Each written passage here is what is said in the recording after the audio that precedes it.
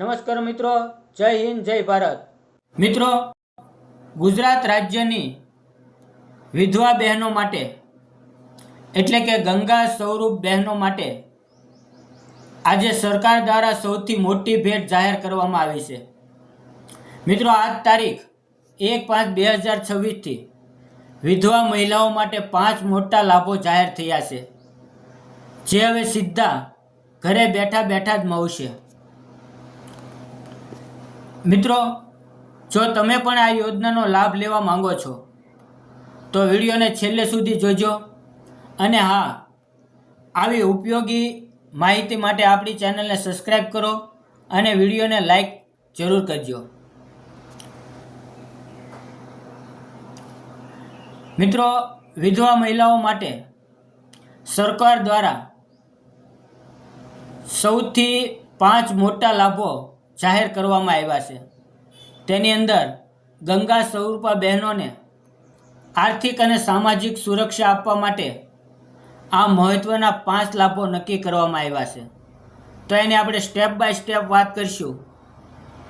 તો પહેલું છે ગંગા સ્વરૂપા આર્થિક સહાય પેન્શન. મિત્રો, આની અંદર પાત્રતા ધરાવતી બહેનોને દર મહિને નિયત પેન્શન આપવામાં આવે છે, જેથી તેઓ કોઈ પર નિર્ભર રહ્યા વગર આત્મનિર્ભર બની શકે. હવે મિત્રો, વાત કરીએ બીજા લાભની, તો તે છે સૌ રોજગારી માટે સાધન સહાય.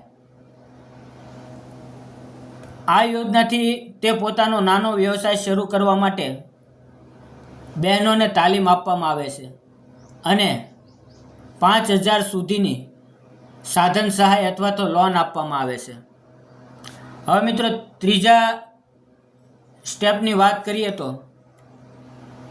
જો કોઈ વિધવા મહિલા ફરીથી લગ્ન કરી નવું જીવન શરૂ કરવા માંગે છે તો સરકાર દ્વારા તેમને આર્થિક પ્રોત્સાહન સહાય આપવામાં આવે છે.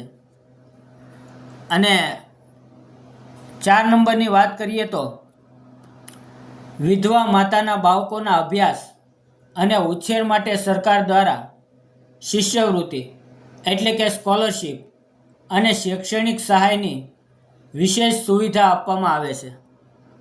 હવે 5મા લાભની વાત કરીએ તો તે છે આવાસ યોજના.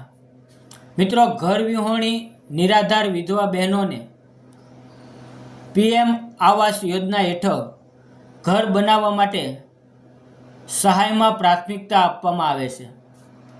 હવે મિત્રો, આ બધા લાભ લેવા માટે કયા કયા દસ્તાવેજોની જરૂર પડશે તેની વાત કરીએ તો એક તો છે પતિના મરણનો દાખલો, આવકનું પ્રમાણપત્ર, રહેઠાણનો પુરાવો, જમીન જો હોય તો 7/12નો ઉતારો અને બાળકોની ઉંમરના પુરાવા.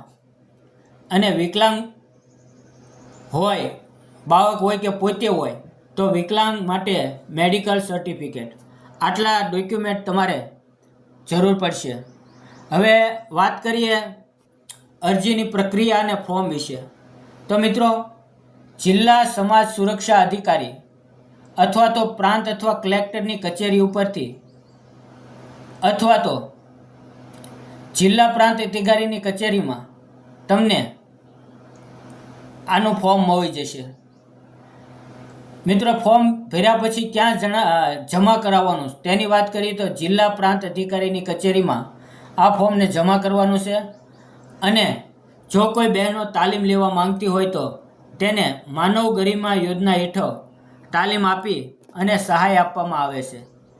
તો મિત્રો, તમારી આજુબાજુમાં રહેતા જરૂરિયાતમંદ બહેનો સુધી આ માહિતી પહોંચાડજો. અને તમને માહિતી કેવી લાગી કોમેન્ટમાં જરૂર જણાવજો. ફરી મળશું એક નવી યોજના સાથે. જય હિન્દ, જય ભારત મિત્રો.